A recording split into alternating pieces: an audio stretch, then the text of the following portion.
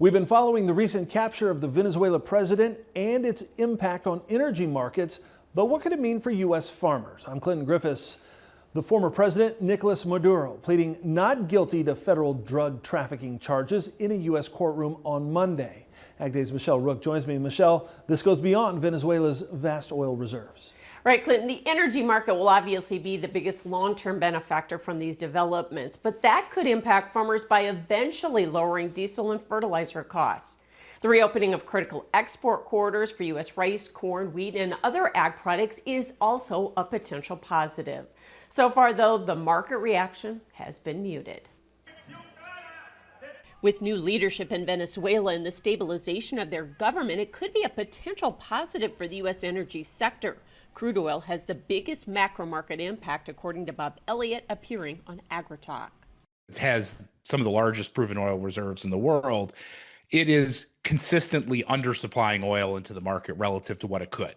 And that's because of, decades of chronic underinvestment and poor management of the oil supply coming out of the country. However, even as Western oil companies invest in Venezuela, Elliott says it will take years to rebuild production. And of course, as we transition to a point where maybe more Western oil companies come in, they could invest and create supply. Now, that's a story that's going to take years to unfold.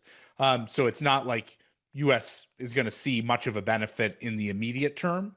And certainly, folks at the gas pump are not going to see much of an effect. Long term, unlocking a few million barrels of oil a day in Venezuela, though, could give the U.S. leverage against OPEC and drive prices lower. And Venezuela's a good place for swing production. And we've got the refiners that can handle the sour crude that comes out of Venezuela down in Texas. I mean, we're set up better to handle that kind of crude oil than any country in the world, really. U.S. agriculture is also in a position to benefit from immediate food aid to Venezuela and longer-term product demand. I mean, Venezuela used to be a very prosperous country. We did a lot of trading with them.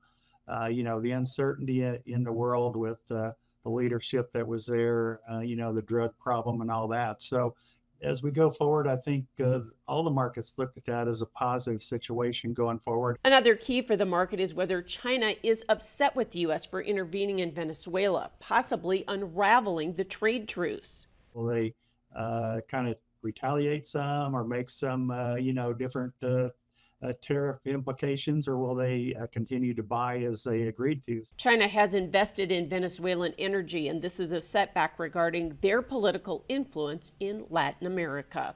I'm Michelle Rook reporting for AgDay.